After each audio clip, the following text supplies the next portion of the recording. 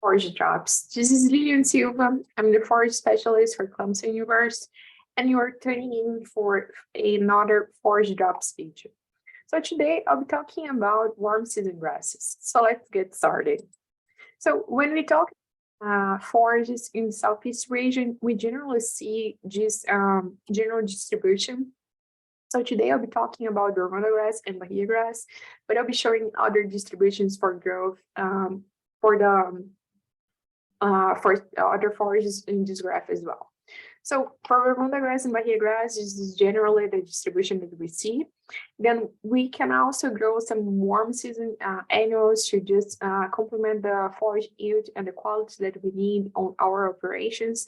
So this would be a general representation for the distribution as well. We have some areas in the state that we can grow tofascue, and this could be a good general representation of the growth that we expect to have on those systems.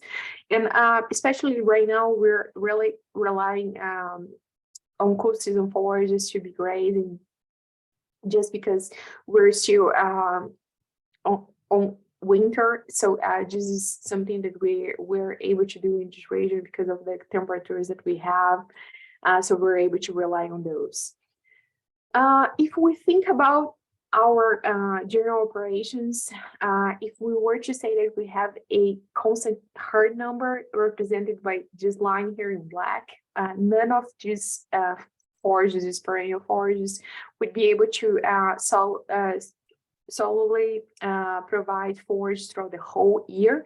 So we do need to be thinking about alternatives that we can have to supplement forages through the periods that we do not have anything for the animals to graze yet. So among those alternatives are just hay or baleage that we can be supplying for the animals. We can stockpile the perennial species, perennial grasses, to rely on them for the animals to be grazing later on in the year as well. And we can also have annual cool season or warm season species for the animals to graze. So when we talk about this, we do need to be thinking about ways that we can plan our forage basis, and that will involve knowing the type of and the scale of the operation, the nutrient management that you are able to do for that operation. What would be the categories of animals that you have and the nutrient requirements that they will have. And something that we should not avoid to think about is whether we have the skill sets that we need to manage some forages, or if we need to learn about those beforehand, so we can really get the best of the management that we are going to be able to apply there. So, like I said, this is just to focus more on the warm season perennial species that we are able to use in South Carolina and the region. Generally, when we talk about Bahiagrass, for example, we could say that we can have this range of yield here.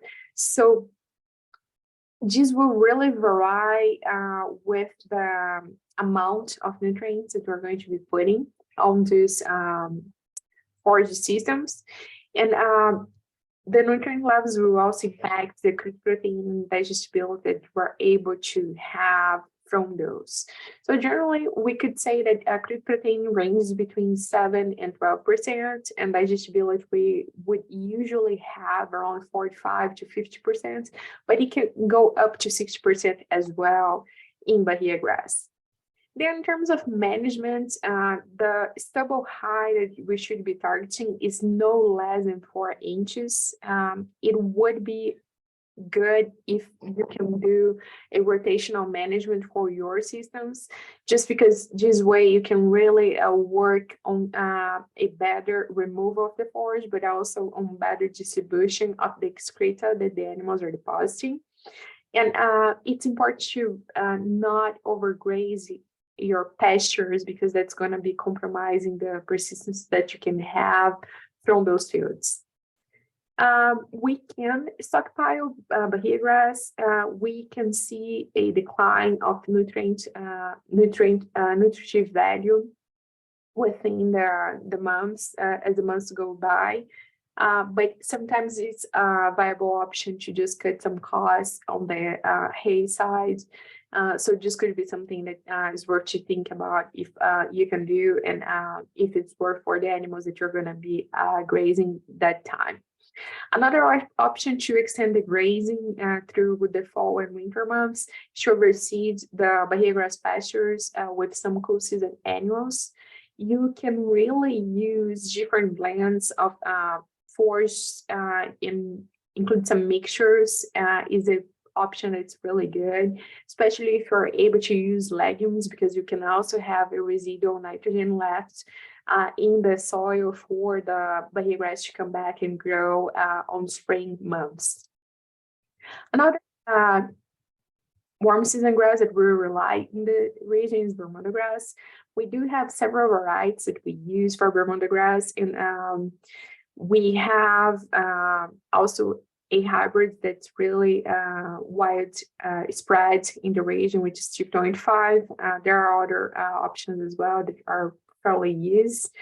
And when we look at the production range, we can have around 5 to 10,000 pounds per acre per year.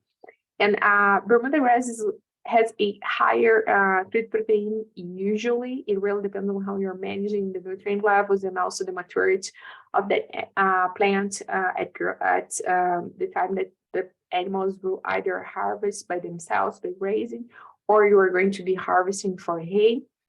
And that's also going to impact the digestibility levels that you see on your forages. When we're managing undergrazing or for hay cut, we will also be looking at the stubble height, that it should be no less than 4 inches. The ideal is 4 inches. And the interval of the resting period that should wait for those plants before you do the next harvest for hay or the next rotation for grazing should be around 4 weeks, 4 to 5 weeks, depending on the time of the year. We can also stockpile Bermudagrass. This is a viable option, and we can also reseed it with cool season annuals to extend the grazing season. Something that's important to think about when we're talking about perennial systems is when we have more days under grazing, we are looking at lowering the costs associated with having to feed those animals during different times of the year. We can be improving the nutrients recycling on those systems, and also reducing losses that are associated with the storage, especially improper storage of hay, and the quality as well that's impact when we're having some issues with the being able to keep the quality of the hay, because the hay is not properly stored under barn, or even just not having contact with soil and other considerations as well. So it's important to think about, because like I said, when we're grazing, we will be able to cut some costs and really improve the profitability of the operation as well. Well, this is what I had for today. Thank you so much for watching this video. I hope you have enjoyed, and I hope if you have any questions, you can reach out to me on this email or check the other videos on my Forage Drops channel. Thank you.